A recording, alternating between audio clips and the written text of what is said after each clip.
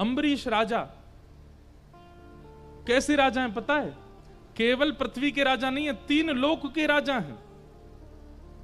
पृथ्वी का भी राज्य उनके अंडर में आता है, स्वर्ग का भी राज्य और रसातल का भी, तीनों के राजा। यानी कि इंद्र और यमराज भी कोई कोई आज्ञा लेते हैं उनसे। ऐसे राजा अम्बरीश। उन अम्बरीश राजा के विषय में कहते हैं कि वो खुद ही सेवा करते हैं ठाकुर जी की। श्रीमद् भागवत में प्रसंग आता है श्री अम्बरीश महाराज का।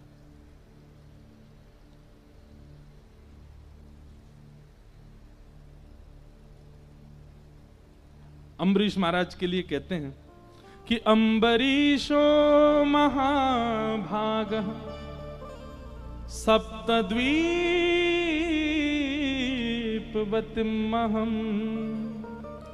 अव्ययां च श्रियं लब्ध्वा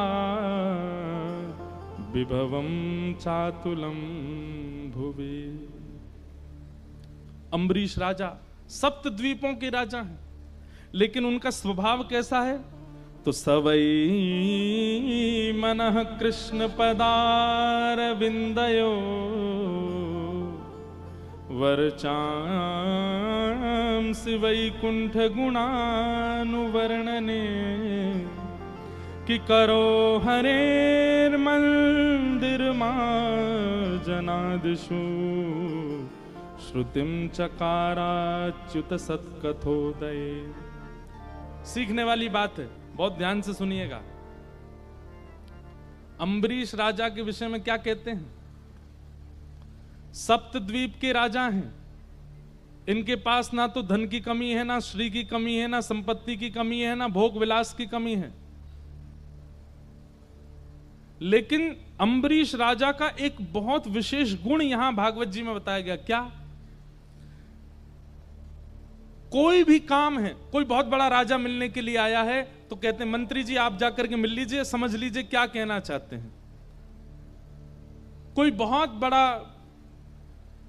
व्यापारी आया है तो अपने परिवार के लोगों को भेज दो, तुम जाके कर लो उस काम को। लेकिन इतने बड़े राजा होने के बाद भी यहां पर लिखा है करौ हरेर मंदिर मार्जनादिषु। सारी क्रियाओं को अपने परिवार और अपने सेना को बांटते हैं, लेकिन ठाकुर जी की निज सेवा खुद करते हैं। मंदिर में किसी का प्रवेश नहीं, मंत्री महामंत्री संतरी सब बाहर रहो, झाड़ू से लेकर के ठाकुर जी की सेवा सब राजा अम्बरीश स्वयं करते हैं। और केवल इतना नहीं, ठाकुर जी के भोग में बनने वाली जो सब्जियां हैं, वो सब्जियां जो खेत में लगती हैं वो खेती भी खुद करते हैं। उन सब्जियों को तोड़ने भी खुद जाते हैं, उनको धो करके अमनिया करके सब्जी भी स्वयं बनाते हैं, रोटी भी स्वयं सिद्ध करते हैं, श्रृंगार भी स्वयं करते हैं, मंदिर में पोंछा झाड़ू बर्तन सब अपने आप करते हैं। और एक जगह तो वर्णन आता है अम्बरीश राजा के मन में असंतुष्टि हो गई। कैसी? मैं अभी सेवा में कोई चूक कर रहा हूं, राजा हैं पर सुबह केवल एक बार मुकुट पहनते हैं, पूरी दुनिया को दिखा देते हैं एक बार सभा में, फिर उसके बाद मुकुट उतार करके और स्वाफी वगैरह कमर पर बांध करके और बिल्कुल सेवक बन करके अपरस में सेवा में चले जाते हैं ठाकुर जी की में। एक दिन अम्बरीश राजा के मन में आया कि मुझसे सेवा में कुछ तो छूट रहा है।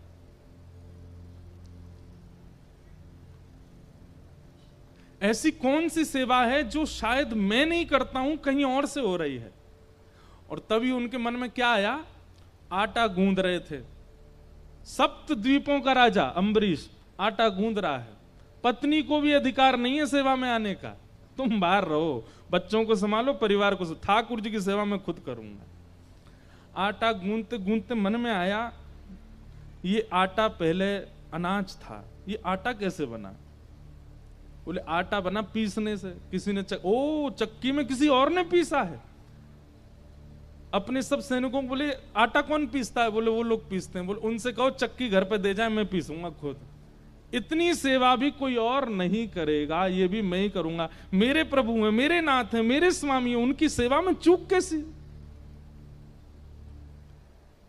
और जब चक्की आ गई घर में, रानी मंत्री संतरी सब सिर पर हाथ धर के बैठे, बोले पागल हो गए हमारे, इनको सप्तद्वीपों का राजा बना किसने दिया है? ये चक्की खुद पीस रहे हैं। और चक्की के पास बैठ कर के गेहूं लेकर के डालते जा रहे हैं और अम्बरीश राजा स्वयं अपने हाथों से चक्की पीस रहे हैं। इस दृश्य को देख कर के ठाकुर जी रोक नहीं पाए स्वयं को, और अम्बरीश राजा के मंदिर में बैठे ठाकुर जी सचल प्रकट हो गए और दौड़ करके जाकर के अम्बरीश को हृदय से लगा लिया। बोले तुम्हारी भक्ति से मैं बहुत प्रसन्न हूं।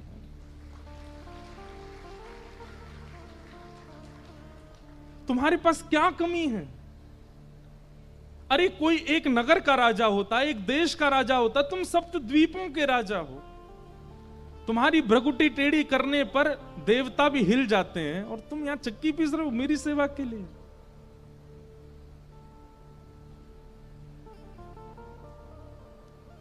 अम्बरीश राजा बोला भगवान आपकी बहुत बड़ी कृपा, आप आए, लेकिन मेरी आपसे प्रार्थना है दोबारा जाके वहीं बैठ जाओ, क्योंकि अभी मेरी सेवा का समय है। मुझे चक्की पीस करके आटा निकाल के गूंद के रोटी बना के भोग लगाना है, भोग में विलंब हो जाएगा, बाद में मिलिएगा मुझसे, आगे पहले जाओ। मतलब ठाकुर जी प्रकट हो गए, उससे प्रसन्न हैं, लेकिन अपनी सेवा नहीं छोड़ रहे हैं। ऐसे सेवा अम्बरीश राजा की। श्रीमद् भागवत में उनको भक्त राज कहा गया है। एक दिन अम्बरीश राजा चक्की पीस रहे थे, जेठ का महीना, भयंकर गर्मी, तो अम्बरीश को पसीने आ गए। अब अपने पसीने नहीं पहुंच रहे हैं, क्यों?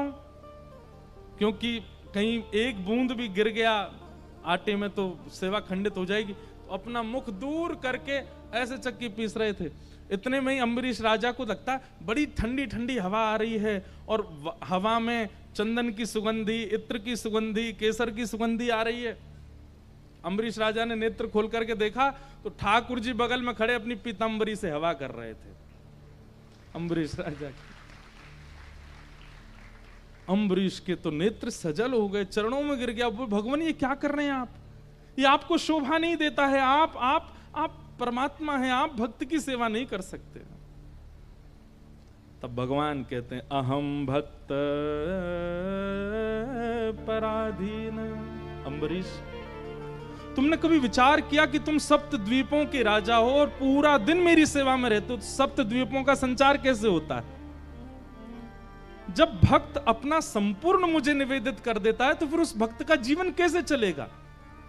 यहां लोगों की शिकायत नहीं खत्म होती, महाराज जी नाम जप कैसे करें? क्यों? पढ़ाई बची है, नाम जप कैसे करें? अभी तो जॉब बची है, नाम जप कैसे करें? हमें तो घर के लिए कमाना है, गृहस्थाश्रम में रहते हैं, पत्नी के लिए, आदि आदि इतनी शिकायतें करते हैं।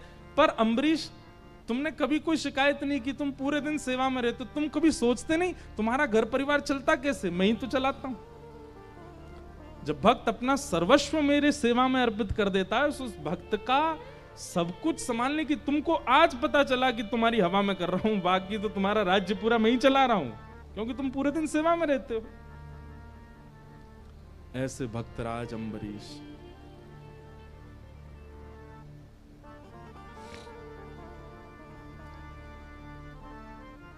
अद्भुत। आप नहीं, इससे तो हमें भी मन में आना चाहिए। हम भी अपने गिरधर लाल जी को लिए घूमते हैं सब जगह, कई सेवा ऐसी वो हम नहीं करते, श्रृंगार कर देते हैं, बाकी तो आरती की सेवा किसी और की, शयन की सेवा किसी और की, भोग की सेवा किसी और की। क्या सेवा? बस श्रृंगार करके पूरा श्रेय ले लेते हैं, हम करते हैं सेवा। पर ठाकुर जी की एक एक सेवा, एक एक भाव अपने हाथों से हो, तभी तो ठाकुर जी प्रसन्न होंगे। बुरा नहीं मानिएगा, आजकल माताएं अपने बालकों की सेवा के लिए एक माता जी और रखती हैं, वही गोदी में लेके चलेंगी, वही दूध पिलाती हैं, वही सेवा करती हैं, वही सुलाती हैं, वही उसको सब जगह करती हैं सब क्रिया, बस श्रेय लेने को। कौन की? इतनी सुंदर लाली को मेरी है, अरे मेरी लाली आ जा। कई बार तो मैंने देखा वो बालक अपनी माँ की गोद में ही रोते हैं, उनके पास जाना है जो सेवा हमारी करते हैं। अरे ये बहुत रो रही है, शांत नहीं हो रही। अरे तुम्हारी बेटी है, तुमसे ही नहीं हो रही। हम ठाकुर जी की सेवा बता रहे हैं मंच पे बैठ के, हाँ अपने खुद की संतानों की सेवा नहीं होती मां से। ठाकुर जी की सेवा तो बहुत दूर की बात है। आप लोग इधर उधर मत देखो, ये सब उसको ढूंढ रहे हैं जिसने अपनी बच्चों की सेवा करवाई किसी से। देख देख, देख तेरे लिए कह रहे हैं महाराज जी।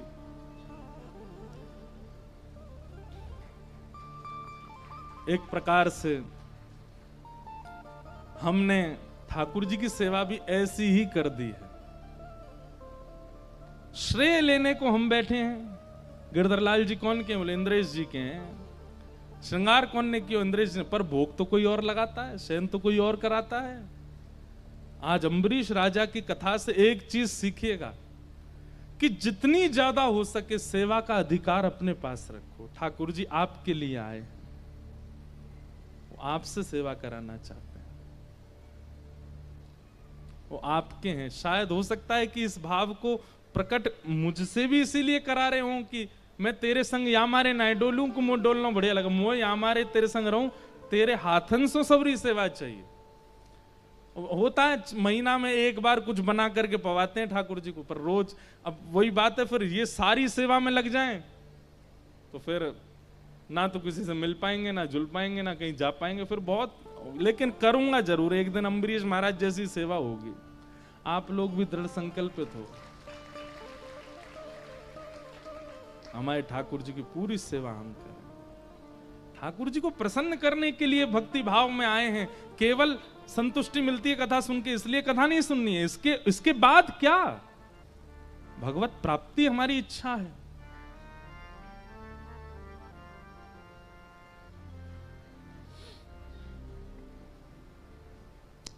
अम्बरीश महाराज वो एकादशी व्रत करते थे, कथा पता होगी सबको। थोड़े थोड़े आगे आ जाओ, बिना उठे नेक नेक खिसक के आओ। अम्बरीश राजा एकादशी व्रत करते थे और आपका नियम था कि आप समय पंचांग देख करके द्वादशी कब लग रही है तभी पारणा करते थे।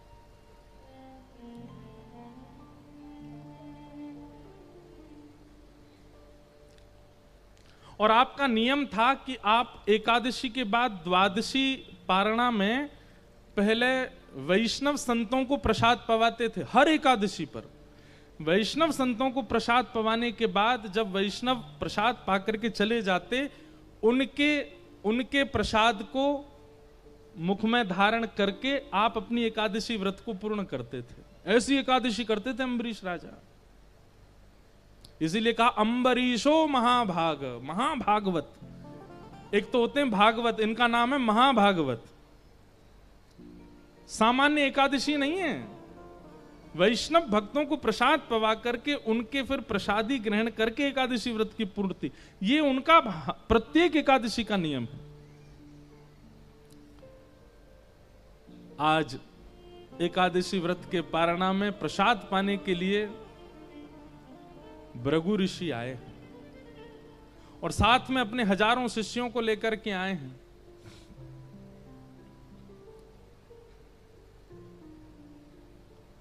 आए, चरण धोए, चरण धो करके उनका तिलक किया, बहु सम्मान किया, माला पहनाई, दक्षिणा प्रदान की। अम्बरीश राजा ने कहा भगवान प्रसाद तैयार है, आप पाने के लिए विराज जाइए। भृगु ऋषि बोले अभी संध्या का समय हो गया है, हम संध्या करके आते हैं, स्नान करके आते हैं, तब तक तुम प्रसाद की तैयारी करो, हम अभी आ रहे हैं। अच्छा, भृगु ऋषि प्रसाद पाने और व्रत पूर्ण कराने नहीं गए थे, वो परीक्षा लेने ही गए थे अम्बरीश राजा की। नारद जी से इतनी प्रशंसा सुनी थी। नारद जी जब भी मिलते भृगु ऋषि को तब कहते भाई भक्त तो अम्बरीश है, सप्त द्वीपों का राजा भक्त अम्बरीश है, उस जैसा भक्त नहीं देखा। तो इनके मन में भी आया हम भी तो देखें ऐसा कैसा भक्त है। अम्बरीश महाराज का नियम था कि आप संतों को प्रसाद पवाते और जैसे ही पारणा का समय होता उसी समय प्रसाद ग्रहण करके अपना व्रत खोलते थे। संध्या में बहुत कम समय लगना था, लेकिन भृगु ऋषि जानबूझ करके समय व्यतीत कर रहे हैं ताकि उसके पारणा का समय निकल जाए। फिर देखता हूं कि धर्म को प्रधानता देगा कि संत वैष्णवों की सेवा को प्रधानता देगा। यहां अम्बरीश बड़े व्याकुल, समय निकलता जा रहा है, पारणा का समय हो रहा है, क्या करें? अभी तक भृगु ऋषि आए नहीं है, प्रसाद पाया नहीं है, मैं कैसे अपना व्रत पूर्ण करूं?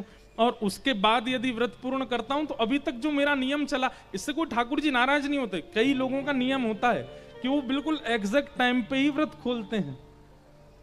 इससे अगर आप चूक जाओ तो ठाकुर जी नाराज होंगे, ऐसा नहीं है। पर हां, कई बार नियम होता है। नियम को आप जितनी श्रेष्ठता से परिपूर्ण करते हो, भाई स्कूल जाने का समय है 7 बजे, अब 7 बजे अगर पहुंच जाते हो, फर्स्ट क्लास अटेंड कर लेते हो, तो अटेंडेंस में नाम आ जाता है कि प्रेजेंट थे। अब लेट पहुंचोगे, फर्स्ट क्लास ही निकल गई, क्लास टीचर अटेंडेंस लेके चले गए, आपकी अटेंडेंस ही लग पाई। अब लग तो जाएगी, बाद में आप क्लास टीचर को जाके बोलोगे मैं आया था, लेट आया था, आप मेरी अटेंडेंस लगा दो। पर समय से पहुंचने पर अटेंडेंस हो जाती है कि हाँ ये उपस्थित थे। ठीक उसी प्रकार समय पर नियम की पूर्ति करने से उपस्थिति दर्ज होती है, लेकिन कभी नियम टूट जाए तो उससे ठाकुर जी नाराज नहीं होते हैं। लेकिन अम्बरीश राजा का नियम था कि अपने समय से ही पारणा करना है। और यहां भृगु ऋषि तो जबरदस्ती आत्मजल लेकर के बैठे हैं, संध्या कर रहे हैं, बोले कि आज इसका समय ही निकले, देखता हूं क्या करेगा। 2-4 मिनट रह गए थे, वशिष्ठ ऋषि के चरणों में जाकर के प्रणाम किया, अपने गुरुदेव को प्रणाम करते हुए अम्बरीश राजा बोले भगवान कुछ बताइए ना, भृगु ऋषि आए प्रसाद पाने, लेकिन अभी तक आए नहीं है और मेरे पारणा का समय हो गया, मैं क्या करूं, मेरा नियम टूट जाएगा। मेरे नियम में मुझे कुछ समृद्धि या उपलब्धि नहीं चाहिए, केवल भगवत दर्शन का नियम रखा है मैंने। मैं इस नियम को इसलिए पालन करता हूं ताकि ठाकुर जी मेरे हो जाएं बस। और कहीं ये नियम टूट गया तो ठाकुर जी मेरे होने में दिक्कत ना हो जाए। वशिष्ठ ऋषि बोले देखो तुम एक काम करो, बोले क्या, ठाकुर जी का अभिषेक करो और अभिषेक करके जो पंचामृत ठाकुर जी का होगा उसका पान कर लो, अपना नियम भी हो जाएगा और फिर जब भृगु ऋषि पाके चले जाएं तो उस प्रसाद को पा लेना। और आपने तुरंत ठाकुर जी का अभिषेक किया पंचामृत हाथ में लेकर के, और जैसे ही पारणा का समय हुआ तुरंत उसको पान करके अपना नियम पूरा कर दिया। ये यहां पी ही रहे थे कि इतने में भृगु ऋषि आ गए। और भृगु ऋषि आकर के बोले अच्छा हमको बुलाना तो ढोंग है तुम्हारा, तुम तो केवल अपने नियम के पक्के हो, अपने नियम का पालन करना जानते हो। अरे जब ये नियम था कि कोई ऋषि आकर के पाएगा उसके प्रसाद के बाद ही मैं ग्रहण करूंगा, तो ये नियम तुमने तोड़ा क्यों? अम्बरीश राजा बोले नहीं, मैंने वैसे नहीं, कोई भाव नहीं था भगवान, अन्न सेवन तो अभी भी आपके प्रसाद के बाद ही पाऊंगा, केवल मेरे एक समय पर नियम पूर्ति के लिए मैंने गुरु आज्ञा लेकर के बस चरणामृत लिया। लेकिन भृगु ऋषि क्रोध में भर गए, तुरंत अपनी जटा फेंक करके नीचे, कृत्या नाम की राक्षसी प्रकट हो गई और उसको कहा विध्वंस कर दो अम्बरीश राजा का। अम्बरीश राजा तो हाथ जोड़ करके बैठ गए, नेत्रों से अश्रु, बोले भगवत मिलन तो हुआ नहीं, एक राक्षसी के द्वारा वध होगा मेरा। हे नाथ मेरी रक्षा करो, मैंने जानबूझ करके वैष्णव अपराध नहीं किया है, मैंने ऋषि का अपराध जानबूझ केवल अपने नियम की रक्षा के लिए आपका चरणामृत सेवन किया है। ठाकुर जी से कहां देखा जा रहा था, प्रबल प्रेम के पाले पड़कर हरि को नियम बदलते देखा, अपना मान टले टल जाए पर भक्त का मान न टलते देखा। तुरंत भगवान ने सुदर्शन जी को आज्ञा की, बोले जाइए पहले तो कृत्या को खत्म करो, और उसके बाद ये बहुत सबको श्राप देते रहते, भृगु ऋषि आज इनको मजा चकाओ। इतने में ही देखा कि दूसरे सूर्य के समान तेज पृथ्वी की ओर आ रहा है। देख करके कृत्या घबराई, वो सूर्य नहीं था, सुदर्शन जी महाराज थे। हमारे जगन्नाथपुरी में महाप्रभु जी 4 विग्रह में विराज रहे हैं, श्री जगन्नाथ जी, सुभद्रा जी, बलराम जी, और श्री जगन्नाथ जी के ठीक बगल में श्री सुदर्शन जी। सुदर्शन यहां संगी रहते हैं ठाकुर जी के, और सुदर्शन जी भी विकराल रूप में नहीं है, बस सामान्य से रूप में है। नील चक्र के रूप में ऊपर मंदिर के ऊपर जो चक्र विराजमान है वो नील चक्र के रूप में, वहां सुदर्शन जी का एक चक्र रूप में दर्शन है। बाकी ठाकुर जी के बगल में तो वंशी की तरह सुदर्शन जी बैठे हैं, और जगन्नाथ जी इतने बड़े हैं तो वंशी की तरह ही लगती हैं सुदर्शन जी महाराज। सुदर्शन जी को आज्ञा कर दी, जाकर के कृत्या का वध कर दिया, और कृत्या के बाद सुदर्शन जी भागे भृगु ऋषि के पीछे। तीनों लोकों में डोल लिए। इंद्र से जाकर के कहा रक्षा करो, नहीं कर पाए। शंकर जी से कहा रक्षा करो, नहीं कर पाए। यमराज से कहा रक्षा करो, नहीं कर पाए। दौड़ते दौड़ते सुदर्शन जी से ही बोले कि भैया कैसे बचा, आपसे कैसे बचूं, आप ही बताओ। बोले जिन्होंने हमको छोड़ा उनके पास जाओ। दौड़े दौड़े भगवान के पास गए, बोले प्रभु मुझे क्षमा कर। भगवान बोले देखो ये सुदर्शन जी रहते हमारे पास हैं, पर ये हमसे ज्यादा हमारे भक्तों के सेवक हैं। ठाकुर जी की लीला देखो क्या कह रहे हैं, बोले हमसे ज्यादा हमारे भक्तों के सेवक हैं, हमारे कहने से नहीं रुकेंगे ये। अगर भक्त राज अम्बरीश कह देगा तो ये रुक जाएंगे, और उसके लिए आपको अम्बरीश के चरणों में जाकर के क्षमा याचना करनी पड़ेगी। कितने अपने भक्तों से कितना प्रेम करते हैं ठाकुर जी। भृगु ऋषि बोले आप एक बार कह के तो देखिए। भगवान बोले सुदर्शन जी रुक जाओ, सुदर्शन जी रुक जाओ। सुदर्शन जी रुके नहीं, भीतर से सब पता है आपस में। सुदर्शन जी तो और उग्र रूप में, देखो रुके ही नहीं रहे, सुन ही नहीं रहे हमारी, जाओ अम्बरीश राजा के पास जाओ। अंत में भृगु ऋषि दौड़े दौड़े आए और साष्टांग प्रणाम किया अम्बरीश राजा को, मुझे क्षमा कर दो, मैंने तुम्हारी परीक्षा की, मुझसे अपराध हो गया। अम्बरीश राजा के तो नेत्र सजल हो गए, दंडवत। बोले नहीं भगवान आप कृपा करके मुझे प्रणाम ना करें। बोले एक बार कह दो क्षमा कर। बोले नहीं आपने कुछ किया ही नहीं, मैं क्यों कहूं। बोले भैया तू देरी करेगा ये मुझे मार देंगे, तू बोल दे एक बार। अंत में अम्बरीश जी ने सुदर्शन जी से प्रार्थना की कि आप इनको कुछ मत कहो। तुरंत सुदर्शन जी शांत हो गए, लौट करके वापस चले गए।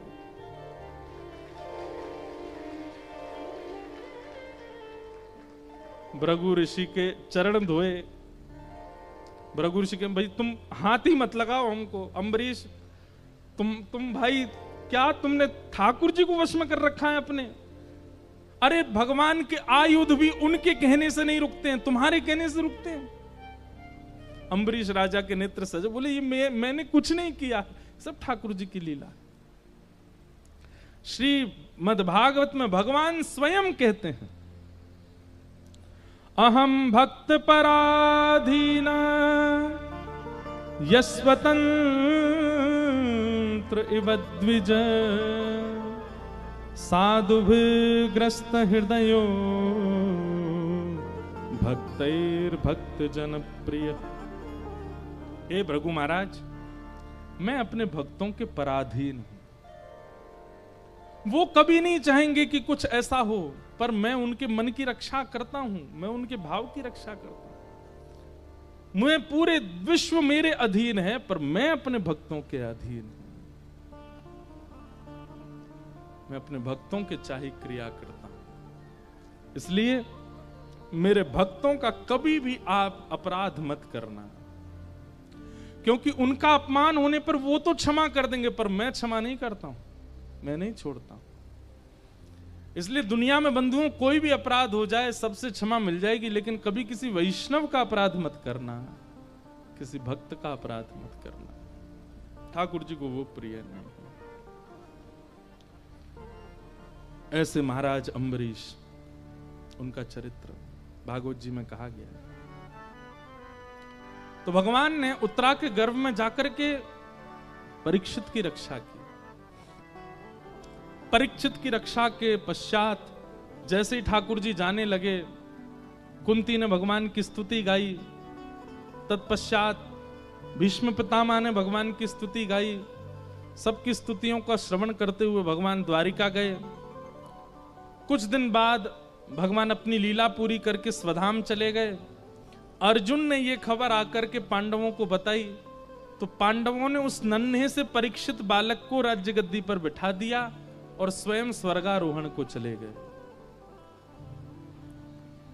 परीक्षित थोड़े बड़े हुए हैं, 2-3 वर्ष की आयु होगी, उसी आयु में ही उनको राज्य गद्दी पर बिठा दिया और ब्राह्मणों से कहा कि आप निर्देशन दीजिएगा क्या करना है।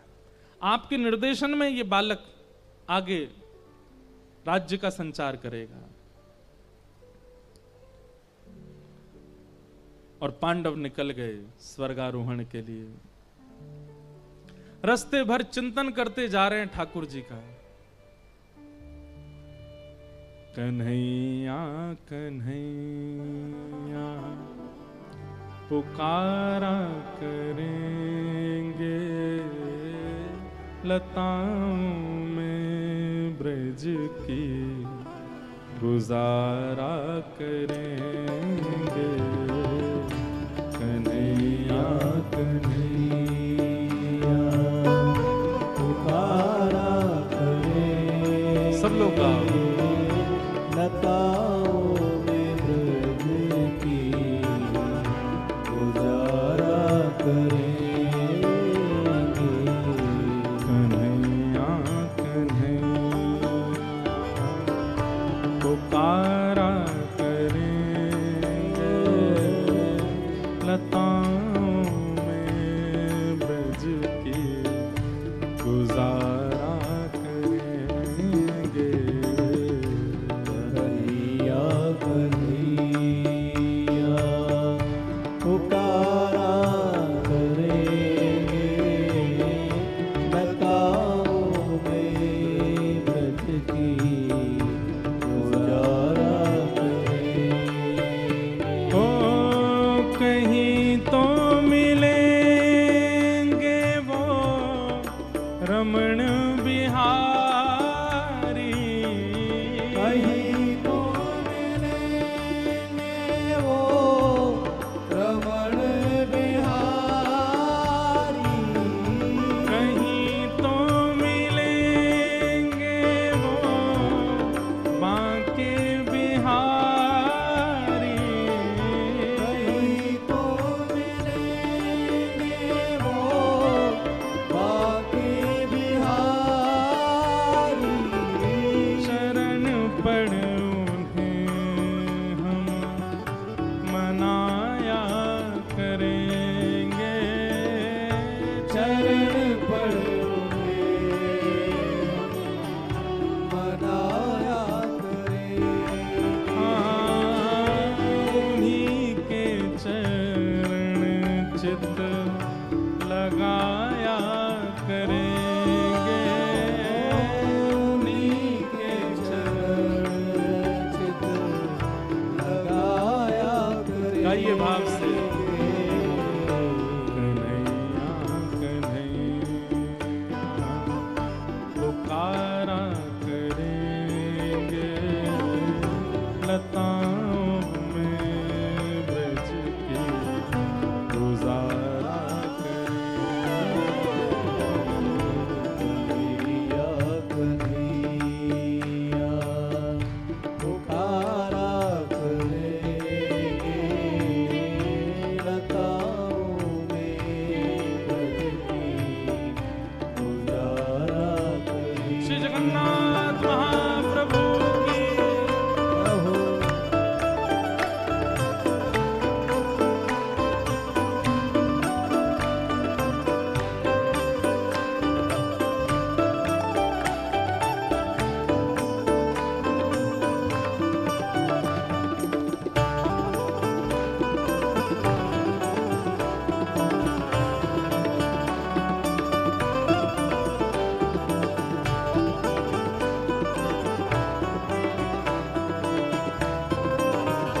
श्री राधा रमण लाल की रहो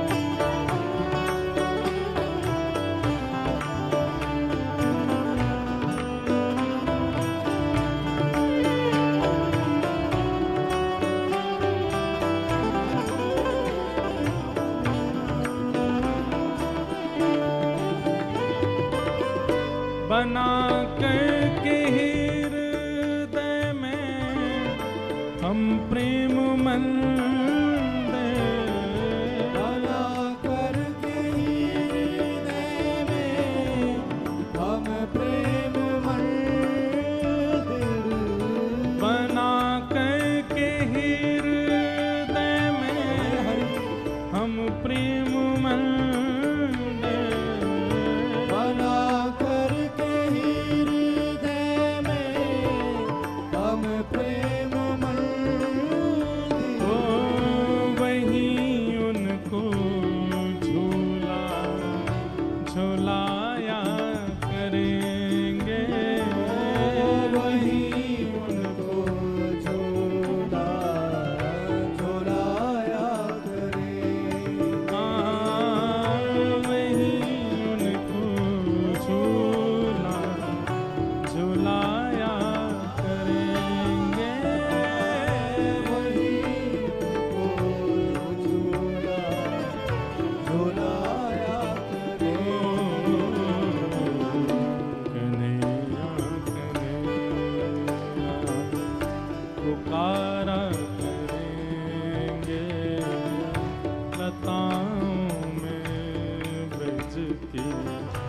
गुजारा करें।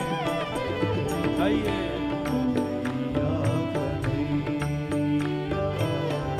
पुकारा करेंगे लताओं में ब्रज की गुजारा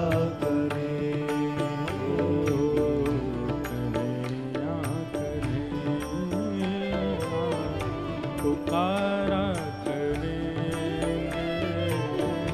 लताओं में ब्रज की गुजारा करेंगे।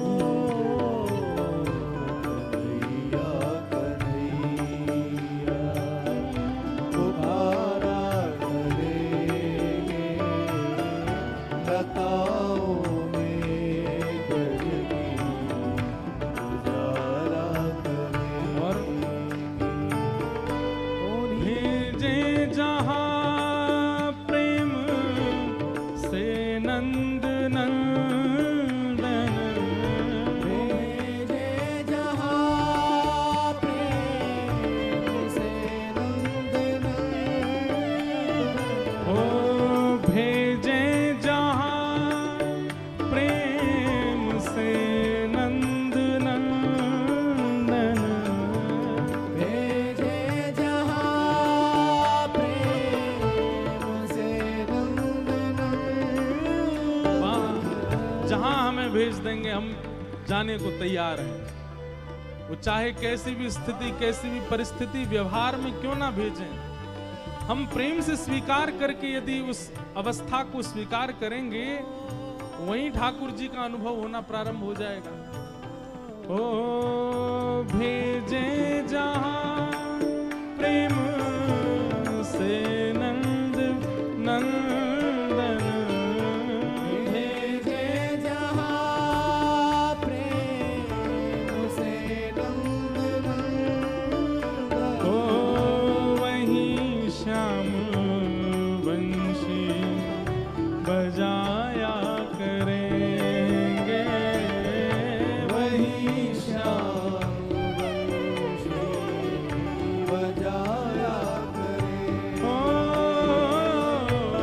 वहीं श्याम वंशी बजाया करेंगे, वही श्याम वंशी बजाया करे। कन्हैया कन्हैया पुकारा करेंगे लताओं में ब्रज की गुजारा करेंगे। कन्हैया कन्हैया पुकारा करेंगे लताओं में ब्रज की भाव से गा। ओ राधे राधे गोविंद गोविंद राधे राधे राधे गोविंद गोविंद राधे राधे गोविंद गोविंद राधे राधे राधे गोविंद गोविंद राधे राधे गोविंद गोविंद राधे राधे राधे गोविंद गोविंद हरि गोविंद राधे गोपाल राधे गोविंद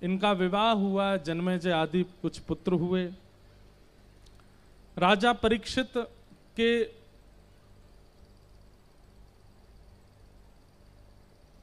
समय काल में अद्भुत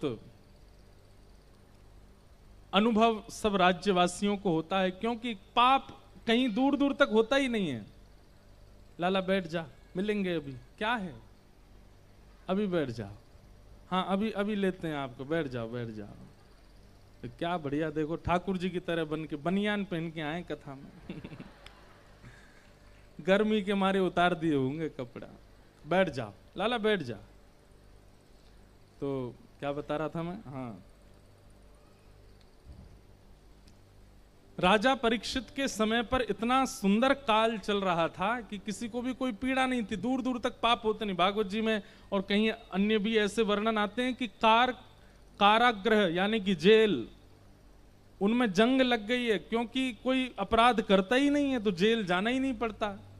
सिपाही लगभग छुट्टियों पर ही रहते हैं, घर पर ही पैसा आता रहता है, क्योंकि कोई भी जुर्म होता ही नहीं है। ऐसा राज्य था परीक्षित का।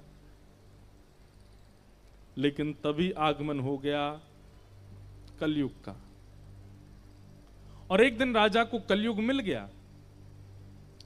कलयुग को मारने का प्रयास किया तो उसने चरण पकड़ लिए, बोले भगवान मुझे मारिए मत, ब्रह्मा के द्वारा बनाई गई सृष्टि है। सतयुग के बाद त्रेता, त्रेता के बाद द्वापर, द्वापर के बाद कलयुग का आगमन होता है। अब मेरा आगमन हुआ है, आप कृपा करके मुझे मारिए मत, कुछ स्थान दे दीजिए। इसलिए 5 स्थान कलयुग को प्रदान किए गए। द्यूतम पानम स्त्रियः सूना यत्रा धर्मस् चतुर्विधः पुनश्च याचमानाय जात रूप मदात प्रभु। ये 5 कलयुग के स्थान हैं। सबसे पहला स्थान जुआ, दूसरा स्थान मद्यपान और भक्ष सेवन, तीसरा स्थान पर स्त्री पर पुरुष संग, चौथा स्थान हिंसा, और 5वां स्थान है बिना परिश्रम के कमाया गया धन। इन 5 स्थानों पर कलयुग का निवास है। अगर इन 5 में से कहीं भी आपका प्रवेश है तो कलयुग के चपेटे में आने से आपको कोई नहीं रोक सकता। और इन 5 स्थानों में यदि आज तक आप कहीं प्रवेश कर चुके हैं और अब निकलना चाहते हैं तो केवल एक आश्रय है, नाम। ठाकुर जी का नाम ही आपको वहां से निकाल सकता है।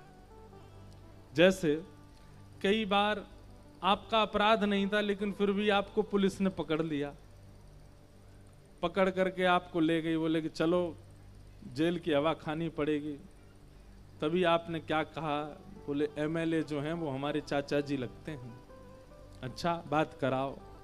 जैसे ही आपने बात कराई तो क्या हुआ, अच्छा जी सर अभी छोड़ रहे हैं, तुरंत छोड़ दिया ठीक वैसे ही जब आप इन 5 स्थान यानी कि कलयुग के इन स्थानों में फंस जाएंगे, ये मैंने आज की भाषा में समझाते क्योंकि युवा आते हैं ना कथा में, उनको समझ आवे। द्यूतम यानी कि जुआ। आजकल आपको पता नहीं, आप लोग तो कथा में बैठे हैं इसलिए हमको लगता है कि जुआ कौन ही खेलता होगा, पर इतनी मात्रा में जुआ खेलते हैं लोग। हमें क्रिकेट बहुत अच्छा लगता है और मैं खेलता भी हूं, लेकिन उसमें एक ही चीज हमको पीड़ा देती है कि वहां पर भी ये सब चलता है। जहां जुआ आ जाता है वहां पर फिर कलयुग का प्रवेश निश्चित हो जाता है। द्यूतम। दूसरा पानम। आप अपनी जीव पर यदि ऐसी कोई भी वस्तु धारण करते हैं जो जीव के लिए नहीं बनी है, मदिरा पान, भक्ष सेवन आदि आदि, ये सब जो भी जीव के रसायन हम लोग ले रहे हैं केवल अपने स्वाद के लिए, इन सब के सेवन से कलयुग का प्रभाव होता है। और कलयुग का प्रभाव क्या है, बुद्धि भ्रष्ट कर देता है, बुद्धि भ्रष्ट हो जाती है। द्यूतम पानम। फिर तीसरा आता है परिस्त्री पर पुरुष संग, उसमें भी कलयुग का निवास है। चौथा स्थान आता है वे वजह की हिंसा।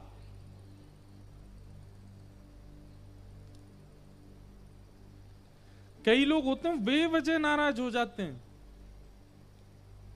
भैया ये तीनों बच्चे आपके हैं,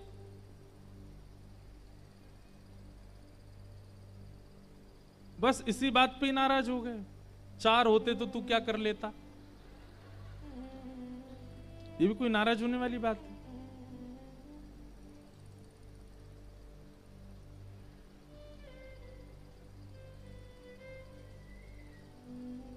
ऐसी ऐसी बातों पे लोग नाराज, ये कलयुग का प्रभाव होता है कि जो नाराज ना होने वाली बात पे भी नाराज हो जाते हैं।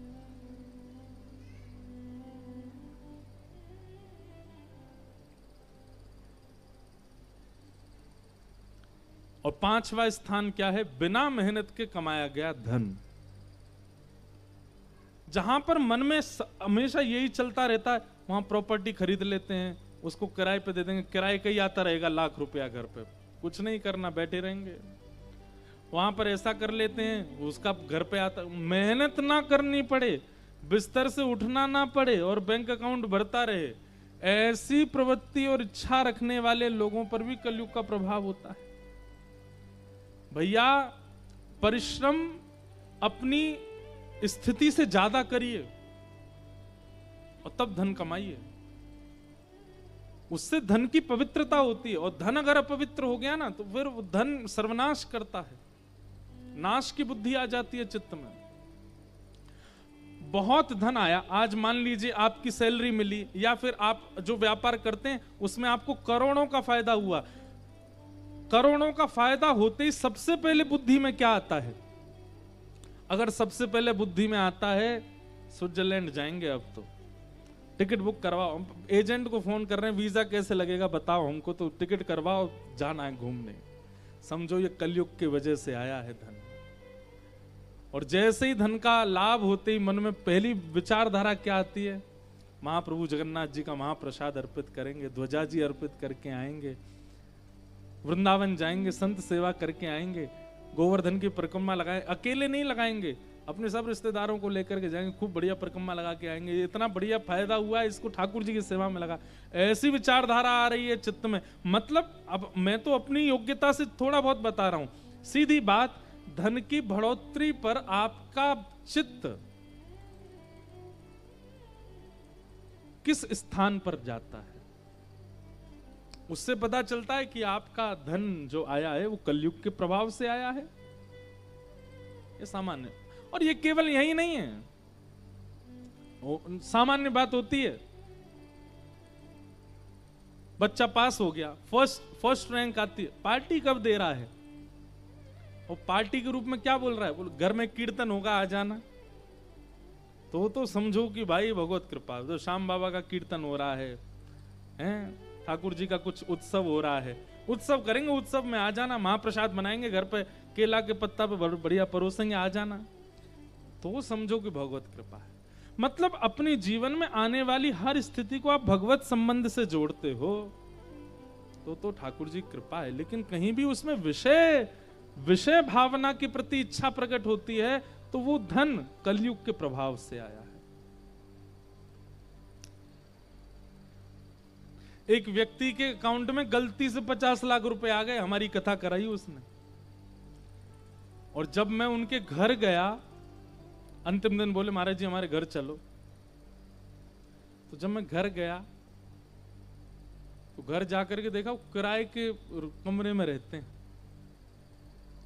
मैं सच में इतना भावुक हो गया चित्त से, मैंने कि चाहते तो एक घर बना लेते अपना, चाहते तो अपने लिए कर लेते कुछ अच्छा, पर नहीं।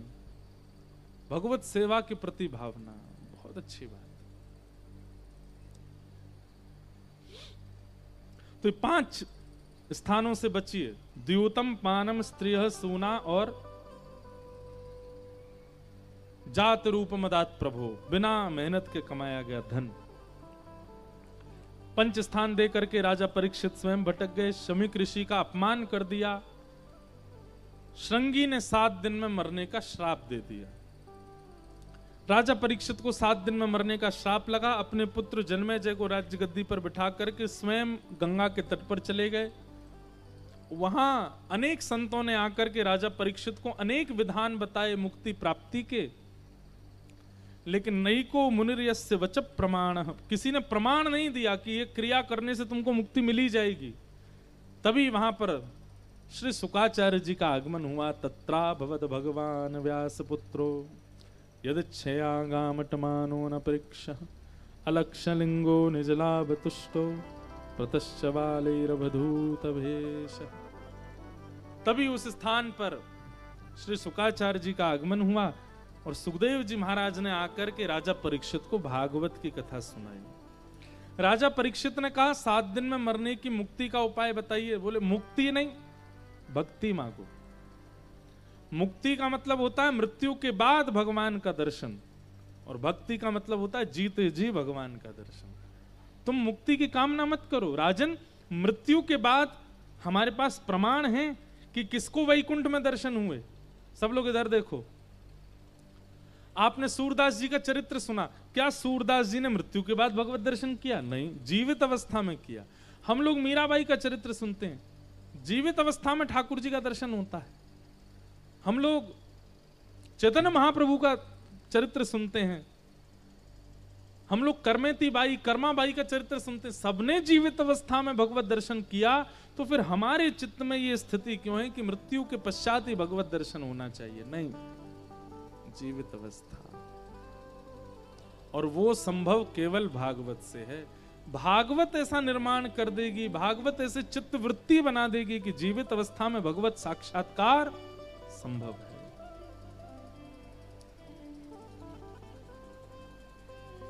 कोई जनरेटर चल रहा है, एग्जॉस्ट तो बंद ही कर दो भाई। सब लोग इधर देखो।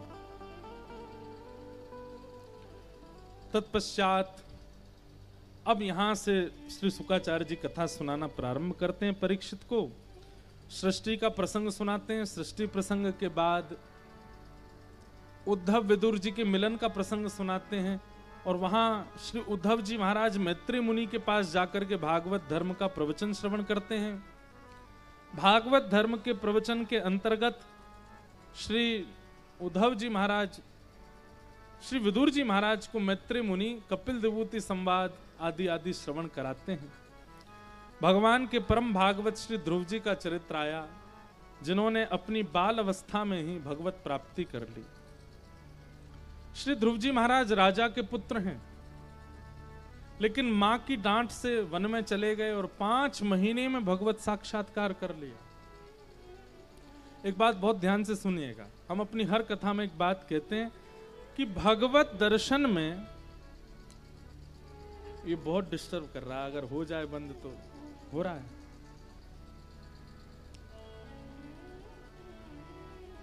बहुत सावधानी से सुनो। उद्धव जी महाराज, अब इधर देखो, आप क्यों हो रहे हो? आप तो सुनो। हमको क्योंकि विचार करके बोलना पड़ता है ना, अपने आप भाव आते हैं तो फिर वो जा रहे हैं, इसलिए हम बोल रहे हैं, वैसे कोई दिक्कत नहीं। ध्रुव जी महाराज को 5 महीने में ठाकुर जी मिले। वहीं हम सुनते हैं कि श्री कर्दम ऋषि को 1000 वर्ष में भगवान मिले, सबरी को सैकड़ों साल में भगवान मिले, और यहां हमको सुनाई देता है कि ध्रुव जी महाराज को 5 महीने में ठाकुर जी मिल गए। और श्रीमद् भागवत में कथा आती है, एक महापुरुष को तो 2 घड़ी में भगवान मिल गए, 2 घड़ी 45 मिनट में। इसका मतलब क्या है? ठाकुर जी का कोई प्रोसेस एग्जैक्ट क्यों नहीं है कि कितना टाइम लगता है उनको मिलने में। कहीं पर 1000 साल निकल जाते हैं, कहीं पर 5 महीने में मिल जाते हैं, कहीं पर 2 घड़ी में ही मिल जाते हैं। और सुनो, 1000 साल बाद में छोड़ो, 2 घड़ी बाद में छोड़ो, 100 साल बाद में छोड़ो, परीक्षित उसका तो जन्म ही नहीं हुआ, गर्भ में ही भगवान मिल गए, गर्भ में ही चले गए भगवान।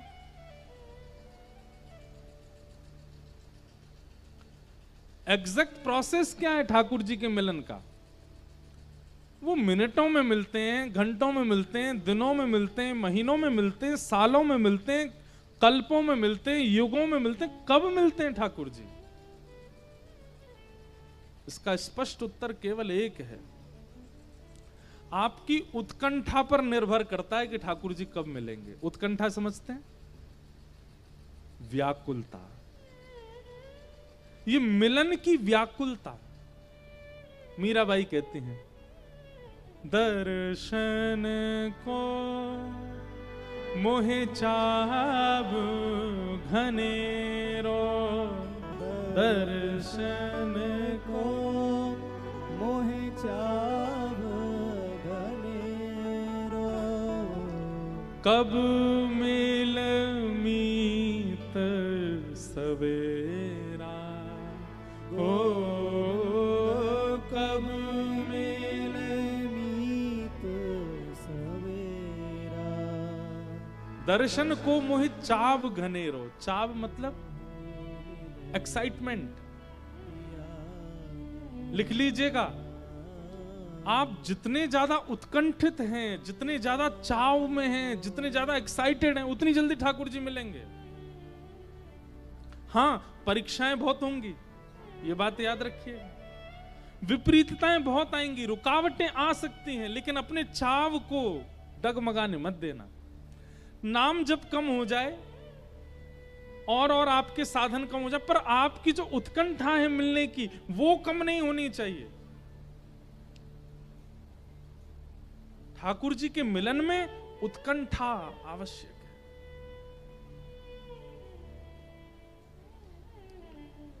मीराबाई कहती हैं, व्याकुल प्राण धरे नहीं धीरज, व्याकुल प्राण धरे नहीं धीरज, व्याकुल प्राण धरे नहीं धीरज, व्याकुल प्राण धरे नहीं धीरज, कब देखूं मुख तोरा गोविंद, कब देखूं मुख तोरा गोविंद, कब मिले पिया मोरा, कब मिले पिया मोरा, गोविंद कब मिले पिया मोरा। व्याकुलता, उत्कंठा, चाव, उससे ठाकुर जी मिलते हैं। हमारे महाप्रभु जगन्नाथ जी के परम भक्त, उनके वंशज मिले थे परसों तरसों हमको, बंधु महंती, जो कि ना तो धनवान है और ना एक श्रेष्ठ जाति में जन्मे हैं, लेकिन जगन्नाथपुरी से कुछ दूरी पर उड़ीसा की एक गांव में रहते हैं और भिक्षा मांगते हैं घर घर जाकर के। जो मिल जाता है उसी से स्वयं पाते हैं, पत्नी को पवाते हैं, 2 बालक हैं उनको पवाते हैं बस। लेकिन कभी कभी ठाकुर जी इतनी परीक्षा ले लेते हैं कि आज 5 दिन निकल गए और बंधु महंती को पाने के लिए किसी ने भिक्षा नहीं दी है। सब लोग इधर देखो, सावधानी से सुनो।